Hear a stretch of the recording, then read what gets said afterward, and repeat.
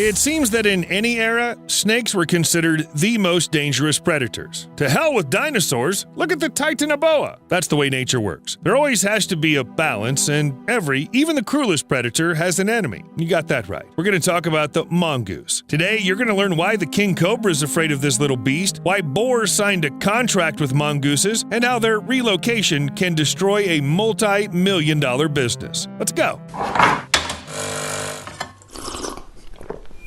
Snakes are on the menu of many predators. Honey badgers, mantises, otters, but mongooses are a different story. They just don't hunt, they deliberately terrorize snakes, destroy them, and just love to eat them for breakfast, lunch, and dinner. It's hard to believe that a creature the size of a cat, which is also related to meerkats, can not only attack but even kill the deadliest snakes on the planet. But mongooses are awesome at it. A black mamba? Easy. You got it. Give it a minute, and soon this snake won't be able to hurt anyone, but it makes a great snack. Cobra? No big deal. Fantastically fast and absolutely fearless animals are ready to attack any snake if it looks delicious. Resist even the strongest poison. In fact, they can be called mutants, and their immunity to snake toxins is something of a superpower gained through evolution. The ancestors of modern mongooses must have been so fond of hunting snakes that nature had no choice but to pump their bodies. That's why today, even common dwarf mongooses attack snakes without fear. Dwarf mongoose? Yeah. Oh my gosh! Yeah. Oh my god! Is that a black mamba again? It's just gigantic. And this mongoose weighs like 8.8 ounces. It's 5 times smaller than a snake. Does it bother it? Ha! This beast doesn't even think about backing down. Maybe it's just really hungry. In such cases, people go to McDonald's. Well, things are a little more complicated in the life of a mongoose. They gotta catch their poisonous Big Mac first. And nothing will stop a mongoose that wants to eat a snake. It'll even climb a tree if it has to. See this? There's the mongoose, and there's another black mamba, which was probably just hanging on a branch and thinking about its snake life. A life where you can be one of the deadliest animals on the planet, and still there's some overgrown meerkat bothering you. And nothing will stop it. Neither aggression, nor venom, nor a tree. And it's probably very unpleasant to fall from it. If a mongoose wants to eat the snake, it'll get it, sooner or later. Needless to say, humans couldn't ignore animals that weren't afraid of snake bites. Here, monster. No, here.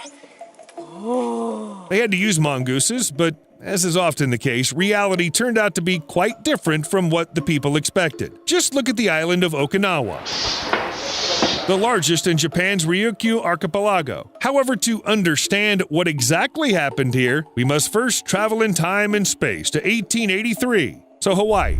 In the 19th century, sugarcane plantations appeared here. As on many other islands, with them came rats. They were destroying the crops, causing enormous losses, and it was decided to get rid of the pests by bringing in 72 mongooses to the Hawaiian Islands. Reports of the time say that mongooses were good at reducing the number of rats, mice, and insects. However, they didn't stop there. Mongooses proved harmful to native birds, which had evolved without mammalian predators.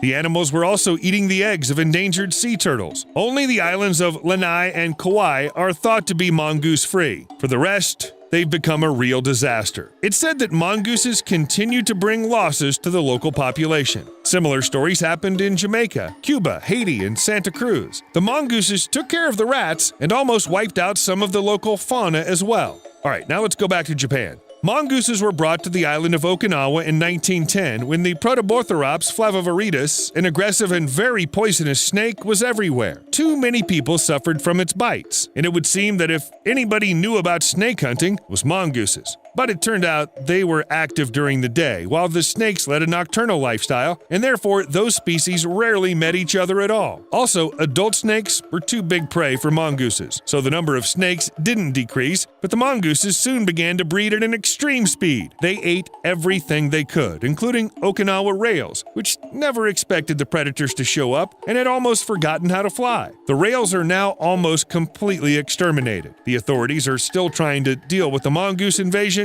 so far without success. I think there are many more cases where people have gotten their hopes up about these snake slayers and then paid for it. I've only listed the most famous and largest.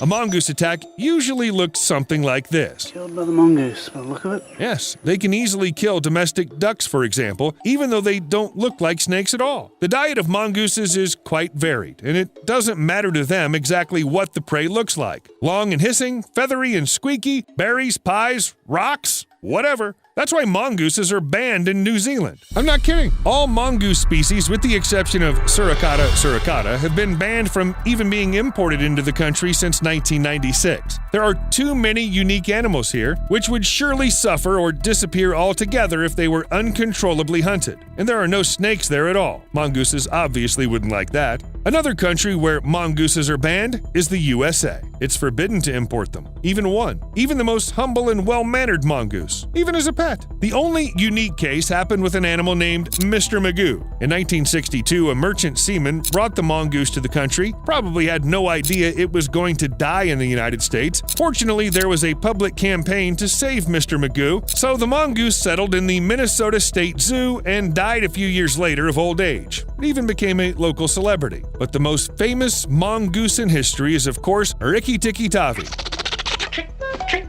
the character of a story by English writer Rudyard Kipling. You may have even heard the tale. Two snakes wanted to kill the people living in the house, and the heroic mongoose saved everyone. Come and fight with me, Nagaina! There was even several cartoons made about Rikki Tikki, including in the US. This had no effect on the ban, though. That's because even the loveliest mongoose is unlikely to become a 100% tame animal. You won't fix it, and if it wants a fight, it'll get a fight with anyone, even a domestic cat or a dog that's a couple dozen times the size of the mongoose.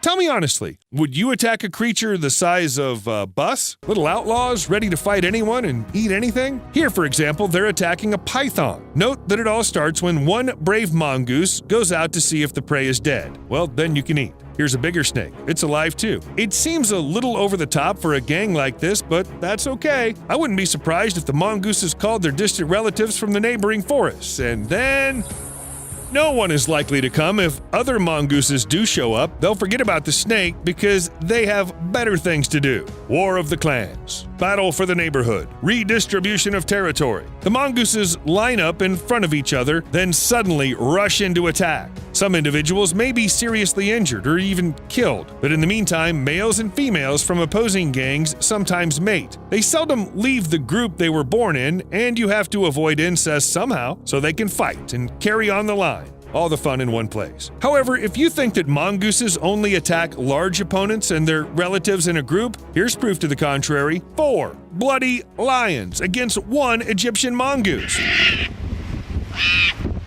I think the dictionary should have a picture of it opposite the word courage. But why do mongooses even form gangs if they can take care of themselves? Well, many species, such as mungos, are very social animals. They live in large, close-knit groups of 7 to 40 individuals, and these individuals stick together. There's no clear hierarchy in the group, only notional domination by age. Conflicts are minimal, everyone sleeps and eats together, even births are almost synchronized. That's why the whole gang takes care of the babies. The younger generation is guarded and nurtured, and each mongoose can count on the help of the others. In short, something like tailed mafia. And as you can see, mongooses from different groups are irreconcilable enemies. Each pack desperately defends its home. As soon as one gang notices the other, there will always be bloodshed. And the battles can last for hours, with serious losses on both sides. Classic. All that's missing is gunfights and Marlon Brando. Honestly, I was beginning to think that mongooses were ready for conflict with absolutely any creature. Still, there are animals that can make friends with them, or rather, sign a kind of contract of mutually beneficial cooperation, and these creatures are warthogs. To put it simply, like Pumbaa from The Lion King. Why is everyone looking at me? The warthogs just love mongooses. They let them run all over themselves, touch them with their paws, even get their snouts right into their ears, anything for a spa right in the middle of the savannah. Mongooses catch annoying insects like ticks, relieving warthogs of the itch, while they themselves get a protein-rich meal. And everybody's happy. By the way, outside of the Disney universe, warthogs are fearsome animals with huge fangs that pose a danger to anyone in the vicinity. One casual shake of the head is enough to give a mongoose a fatal wound. Does that stop mongooses?